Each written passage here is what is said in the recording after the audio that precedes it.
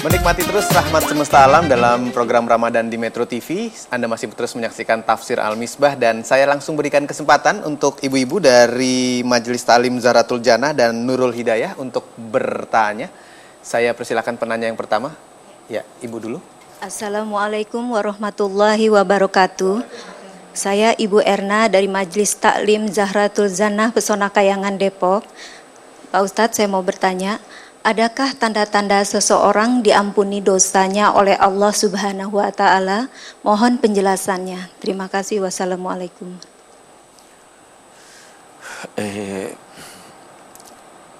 Kita tidak bisa memastikan, Bu, ya.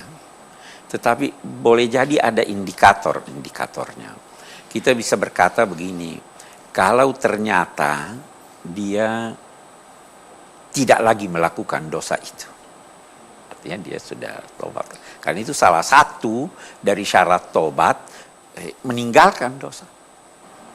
Nah, yang kedua, boleh jadi kita bisa berkata tanda-tandanya bahwa dia semakin dekat kepada Tuhan.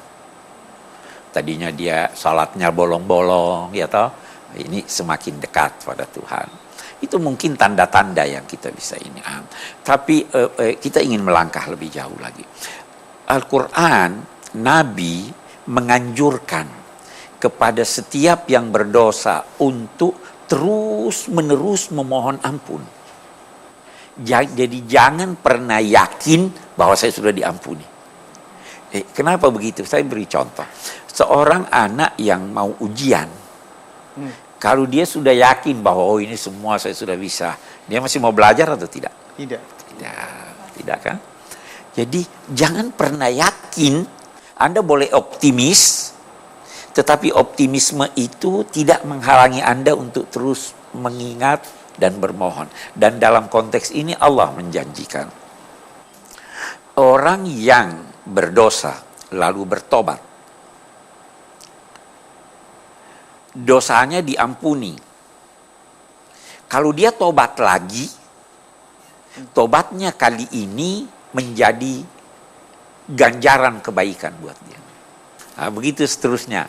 Jadi sudah berdosa, minta ampun. Ya, saya sudah ampuni kamu. Ya Allah, ampuni saya. Oh, kalau begitu tambah ganjaran ini. Ya Allah, ampuni, tambah lagi, sehingga satu dosa yang dilakukan seseorang apabila berulang-ulang dia memohon ampun, maka berulang-ulang pula penambahan ganjarannya karena dosanya yang lalu sudah terhapus. Nah, jadi jangan pernah yakin, oh sudah ini.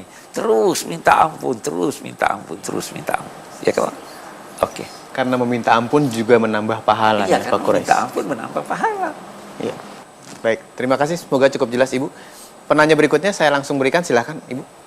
Assalamualaikum warahmatullahi wabarakatuh. Pada Ustaz, saya Ibu Siti Ramla dari Majelis Taklim Nurul Hidayah Warakas, Tanjung Priok.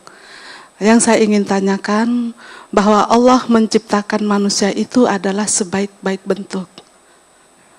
Kenyataan adalah kalau ada yang melahirkan, ada yang cacat. Ini bagaimana Pak? Apakah ini yang dimaksud dengan kesempurnaan atau bagaimana? Terima kasih atas jawabannya Ustaz. Assalamualaikum warahmatullahi wabarakatuh. Waalaikumsalam. Ya, kita mau tanya dulu ibu-ibu nih. Ada tidak peranan ibu dalam kesempurnaan kelahiran anaknya? Ada. Harus apa itu Bu? Kalau lagi hamil apa misalnya? Ada banyak ya. Makanannya yang teratur, yang bergizi, atau boleh jadi ada olahraganya, ada ininya. Jangan lompat-lompat sampai ini kan macam-macam itu. Nah, jadi berarti ada peranan dari ibu dalam kesempurnaan. Nah, ada peranan bapak atau tidak? Ada. Kalau bapaknya suka minum, itu anaknya bisa lahir cacat. Ya kan? Nah, itu sebabnya kita kembali ke Quran. Allah ketika menciptakan Adam, Allah berkata khalaqtu biyadi. Saya yang ciptakan dengan kuasa saya. Tetapi ketika berbicara tentang reproduksi manusia, sesudah Adam, kita-kita ini, dia katakan khalaqna, kami yang ciptakan. Bukan aku. Laqad khalaqnal insana fi ahsani. Sungguh kami telah menciptakan manusia dalam bentuk sebaik-baiknya. Kenapa waktu Adam dia katakan aku, waktu kita dia katakan kami? Karena ada keterlibatan orang tua atau keturunannya dalam penciptaan anak. Kalau Allah sendiri sempurna, tapi kita kan terlibat.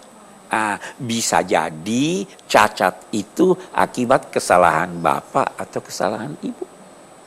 Saya kira itu sebabnya ya. Jadi kita tidak mau itu sebabnya ulama-ulama berkata, kalau dalam Al-Quran ada kata kami yang menunjuk Tuhan, maka itu ada keterlibatan selain dari Tuhan. Kita baca misalnya soal rezeki. Allah berfirman, nahnu narzuqukum wa iyyahum. Kami yang memberi kamu rezeki. Ada keterlibatan kita enggak? Kita perlu cari dong. Mau nunggu begitu tidak. Wa man nu'ammirhu. Siapa yang kami panjangkan umurnya. Ada enggak keterlibatan manusia dalam harapan hidup? Ya, bagaimana caranya supaya panjang umur? Sehat, bagus. Silaturahim. Ya kan Nabi berkata begitu. Silaturahim. Jangan stres. Jadi ada keterlibatan yang cacat itu karena itu. Makanannya tidak bagus. Tidak. Pokoknya apalah yang ibu lebih tahu dari saya. Biasanya bapak itu tidak banyak tahu soal itu. Ya kan? Ya oke. Jadi ada keterlibatan manusia. Ada keterlibatan manusia yang menjadikan ini. Ya. Baik, terima kasih Pak Kores, cukup jelas Ibu ya. Kita break dulu sebentar, tapi masih ada satu segmen lagi kita untuk bersama-sama di program ini. Jangan kemana-mana, tetap saksikan Tafsir Al-Misbah.